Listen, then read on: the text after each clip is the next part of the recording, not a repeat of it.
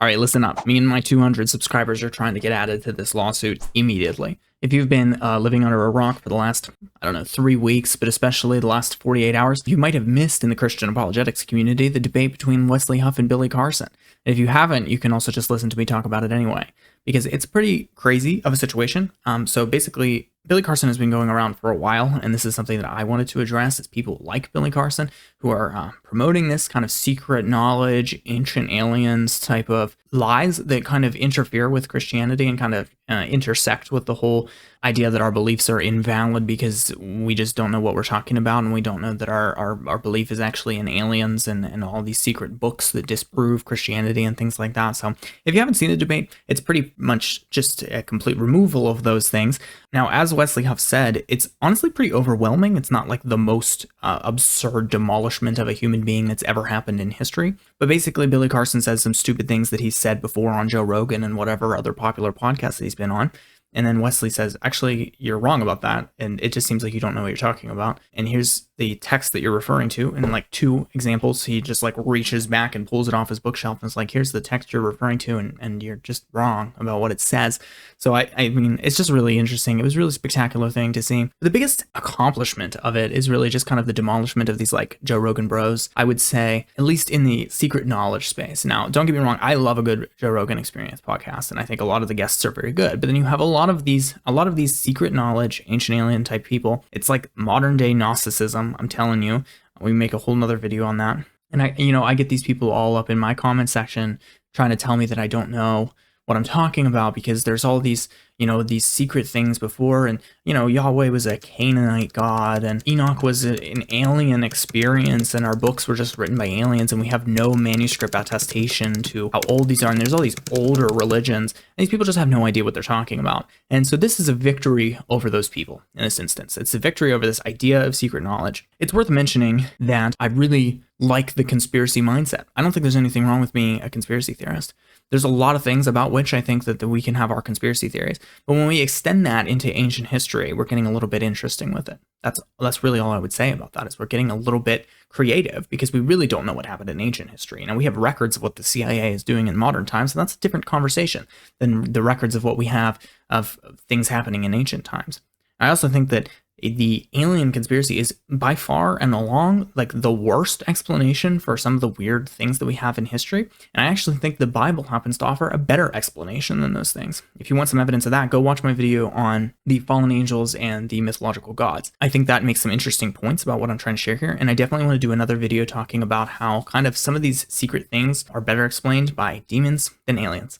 And that's a whole nother topic of conversation on that point. I think it's an idea whose time has come and who's making its way back around. If you haven't watched the debate between Wesley and Billy, I'm going to link it down below so you can watch it, so you can see some of these incredible moments. And you can listen to Billy talking on other people's podcasts, or not Billy, but Wes, rather. You can hear him talking on other people's podcasts and just kind of sharing what he has to say about the situation and everything that's happened and the kind of positivity that's going to come out of it, hopefully. The craziest part, obviously, is the lawsuit.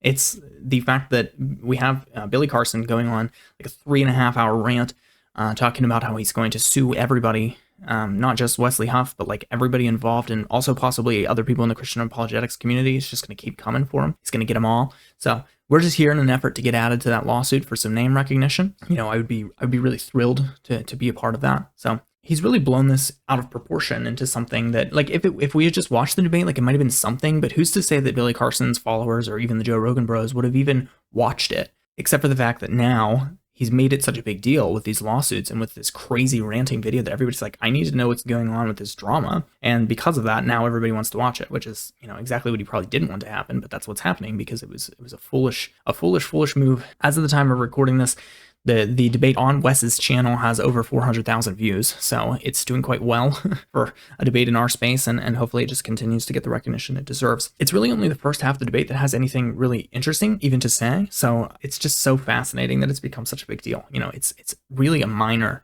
thing, or would have been a minor thing if we didn't make it into such a big thing, but now it's become this massive victory that everyone in the Christian YouTube community is talking about because it's just so crazy what it has turned into. So if you take anything away from this whole situation, it's that despite his claims, Billy Carson is not the foremost expert on ancient anything whatsoever. Like, he just doesn't know anything about anything.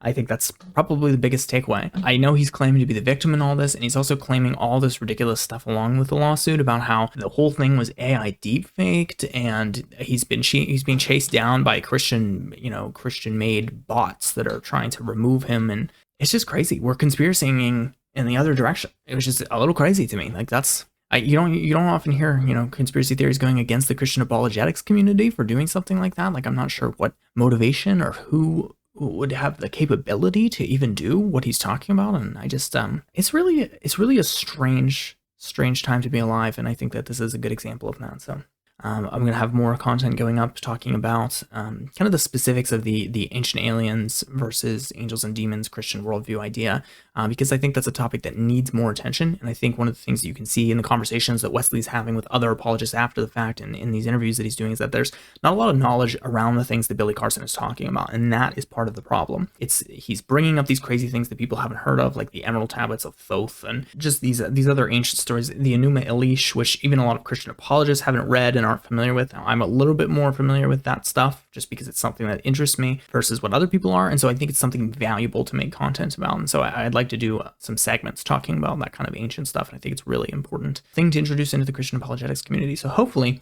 a lot of good comes out of these things. Hopefully nobody actually gets sued. And, this can kind of be a turning point for people who are maybe like, if he was wrong about all that, then like maybe Christianity's right about some of it. Maybe there's some more secret information that actually happens to be Christian secret information, because this kind of Gnostic obsession with like having this secret information that the normies people don't know is kind of what that whole community represents. To an extent, I understand that, but it's also just clear that, life's more complicated than that. You can't just like come and shout out about this book you found and nobody reads it and nobody's translated it and nobody knows what he's talking about, but he's just telling you that he found this book and it doesn't say that Jesus was crucified. Like, we know that like everything he's talking about we know is fake, or he's saying the wrong thing, or he just has the wrong information. It's like, and they think they're introducing this idea. One of the funniest things about it is they think they're introducing this, like, Christians for the first time to like the Enuma Elish, which may be for like baby Christians. Like, this is a problem for baby Christians, like the moderator in the debate who is having a tough time with this stuff and not fully understanding it. And so when he says to you like, the entire thing is copied from the Mesopotamian and the Babylonian creation stories and they use the same language, it's like, yeah, I mean, like, new Christians don't know that, sure, but I learned that in first year Bible school, and I'd heard it before that. Like, it's something that we're well aware of. You're not like dismantling Christianity by saying like, we know exactly what those texts are and we have as much information about them as Billy Carson does, and we're devoted to studying and figuring those things out. And I think that those texts happen to align better with the truth of Christianity than they do with any alternatives. I don't think that saying that these things disprove Christianity and that it's all a myth that comes from one place, I just don't think that is. So look forward to future videos. If you want more information on what I was just talking about, kind of the relation of those myths to one another, I would start with my introduction video, which is Pagan Gods and Fallen Angels. I'll have that linked as well. And yeah, thank you for watching. This has been Creedence Questions. If you're interested in following along, consider subscribing, hanging out. I'd love to spend more time with you. We talk about theology, apologetics, a lot of other things as we see fit. And I have some really exciting conversations and videos coming out. There's some exciting ones that just went up, but I also have some really exciting ones coming out before Christmas and then into the new year. So I'm really excited for you to see those. If you're interested, consider sticking around.